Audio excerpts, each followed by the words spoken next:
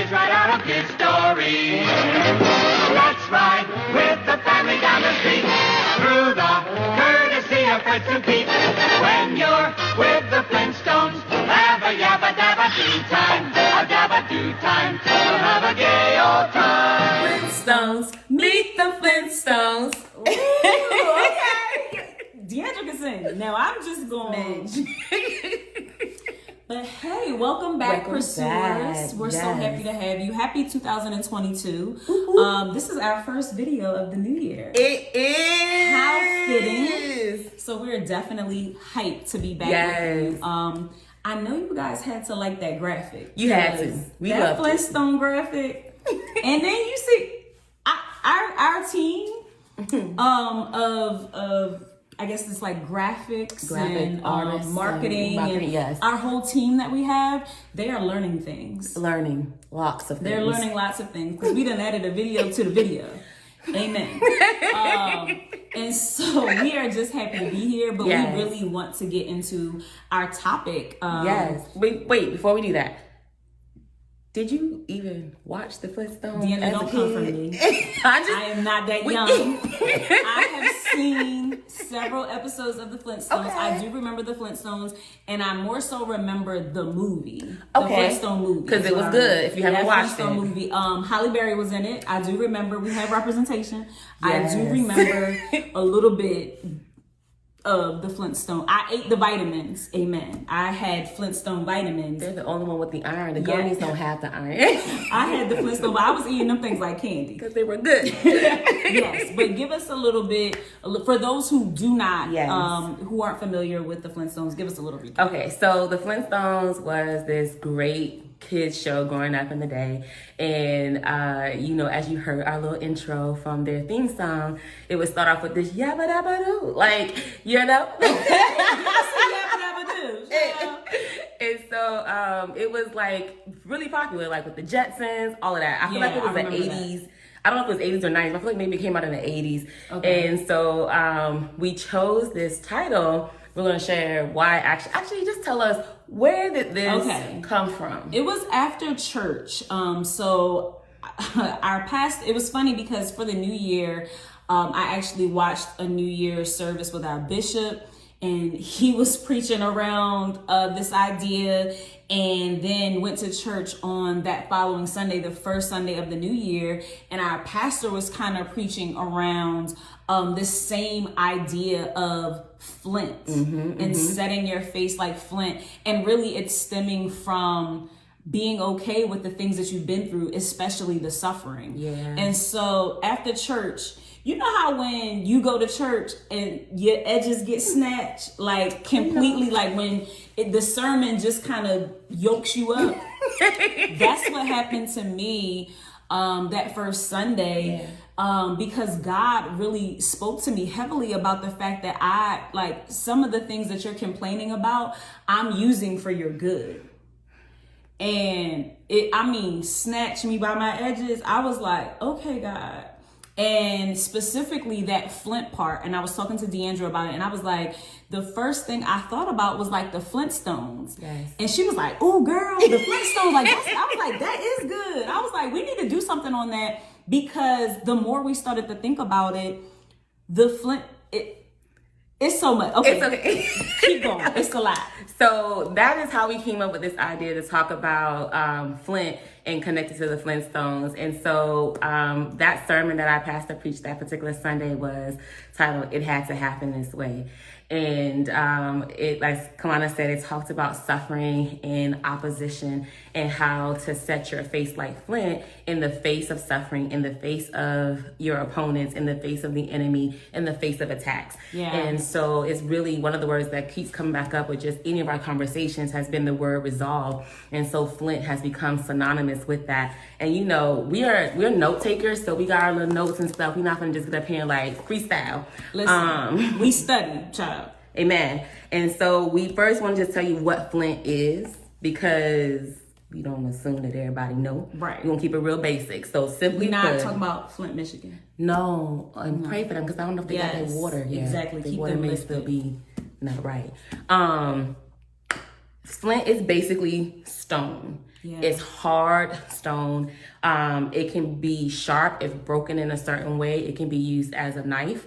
And when things hit it, it can actually strike fire. So flint, when we start thinking about it, is this powerful tool that was used in the Bible to actually make knives. But it was also, if you think about that, knives are used to defend yourself. They're also used to cut through things. They're used as a way to prepare things. Yeah. And so God is telling us to set ourselves like something that can defend us, as something that can cut through things. And so when you begin to set your face like flint, you can cut through opposition because you don't actually have to worry about it cutting you because it's strong enough to cut through it. Yes. And so when you set your face like flint, we're going to get into that, but that's flint. Amen. Amen. Child. And that's a preach all by itself. Jesus. And so really when we start thinking about going back to the actual show, I actually looked at the lyrics, and I don't know, like we were joking about singing, but there is something on the lyrics of the Flintstones, and I'm gonna just read it to you real quick. One of the lyrics, it says, let's ride with the family down the street through the courtesy of Fred's 2 feet. And so one of the vivid images that I have in my few times of watching the Flintstones was how they would zoom in on Fred's feet and how his feet were kind of like powering the car. Not to mention, you know, the private pursuit. Deandra and I have shared that a lot of our conversations happen in the car. And so it was just very interesting to me that they, you know, you see a visual of them traveling in the car. And so we are on a journey. And on this journey, it is so clear that there's going to be some sweat equity that has to happen. There's going to be something that you have to really work towards to get some movement in where you are going in the car that you're in. And so that stuck out to me, like that really stuck out, because a lot of times people are expecting to move and not bust a sweat, Deandra. They just, or they don't think it's gonna be anything that they have to give up. They don't want to be a part of their deliverance. They don't want to be a part of their being saved. And mind you, God is the one that does the saving, and He's the one that does the sanctifying and purifying us. But you have to be a part of that. You're a participant. You got to show up. You have to show up to that. And so seeing his feet, it was like, child, I know. Is everybody else in the car pedaling because they only zooming in on Fred's feet? Let me tell you.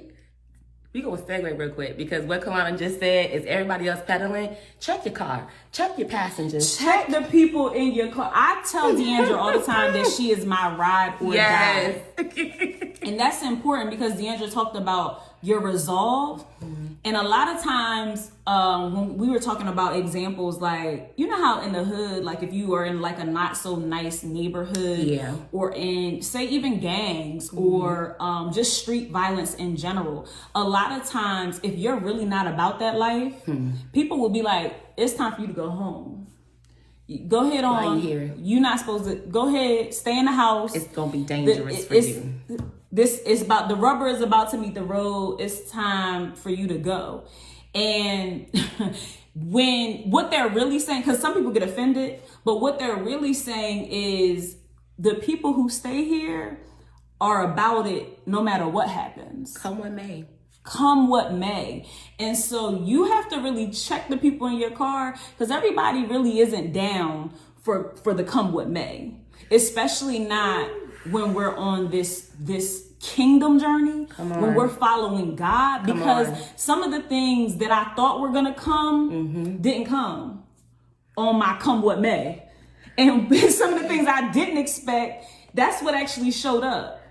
Oh, because everybody dig into that. Listen, I think that I had this like picturesque vision of like when I gave my life to Christ and how it was going to be when I really got serious and when I really started serving, when I really started tithing, when I really started doing all of these things. I thought that there was going to be a certain level of y'all can't touch me and I'm good.